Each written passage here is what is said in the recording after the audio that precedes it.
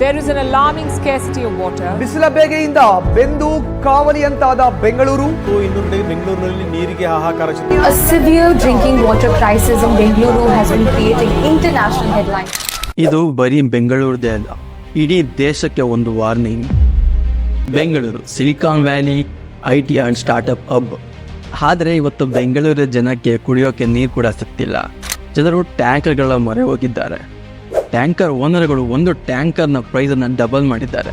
ನಿಜ ಹೇಳಬೇಕು ಅಂದರೆ ಬೆಂಗಳೂರಿನಲ್ಲಿ IT BT ವರ್ಕರ್ಸ್ಗಳಿಗಿಂತ ಟ್ಯಾಂಕ್ ಓನರ್ಗಳೇ ಅತಿ ಹೆಚ್ಚು ದುಡ್ಡನ್ನು ಮಾಡ್ತಿದ್ದಾರೆ. ಹಾಗಾದರೆ ಈ ರೀತಿ ಆಗಲು ಕಾರಣವೇನು ಗೊತ್ತಾ?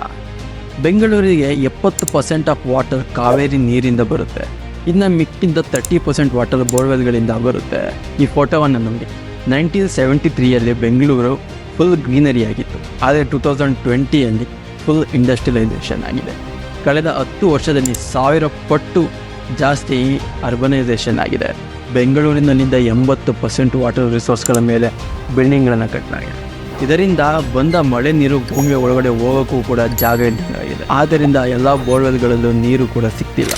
1961ನಲ್ಲಿ 262 ಕೆರೆಗಳಿದ್ವು ಬೆಂಗಳೂರಲ್ಲಿ. ಆದರೆ ಇವತ್ತು ಬರೀ 15 ಕೆರೆಗಳು ಮಾತ್ರ ಉಳಿದಿವೆ. ಪ್ರತಿ ವರ್ಷದಂತೆ ಈ ವರ್ಷ ಕೂಡ ಮಳೆ ಆಗಿದ್ದಿದ್ರೆ ಬೆಂಗಳೂರಿಗೆ ಈ ರೀತಿ ಸಮಸ್ಯೆ ಬರ್ತಾ ಇರಲಿಲ್ಲ. ಈ ವರ್ಷ ಕಂಪ್ಲೀಟ್ ಆಗಿ ಕರ್ನಾಟಕ ಬರಗಾಲದಿಂದ ತತ್ತರಿಸಿ ಹೋಗಿದೆ. ಇದೆಲ್ಲ ಸಾಲದು ಪ್ರತಿದಿನ 3000 ಕ್ಯೂಸೆಕ್ ಕಾವೇರಿ ನೀರನ್ನು ತಮಿಳುನಾಡಿಗೆ ಬಿಡಲಾಗ್ತಿದೆ. ಇದರಿಂದ ಬೆಂಗಳೂರಿನ ಜನರಿಗೆ ನೀರಿನ ಸಮಸ್ಯೆ ಹೆಚ್ಚಾಗಿ ಹೋಗಿದೆ.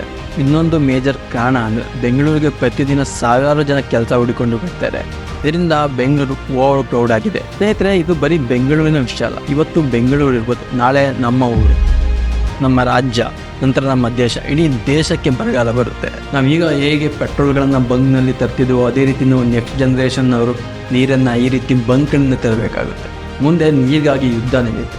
ಆದ್ದರಿಂದ ನೀರನ್ನು ಸೇವ್ ಮಾಡೋಣ. ಸ್ನೇಹಿತರೆ, ನೀವು ಬೆಂಗಳೂರಿನಲ್ಲಿದ್ದರೆ ಯಾವ ರೀತಿ ನೀರಿನ ಸಮಸ್ಯೆಯನ್ನು ಅನುಭವಿಸ್ತಿದ್ದಾರೆ ದಯವಿಟ್ಟು ನಮಗೆ ತಿಳಿಸಿ.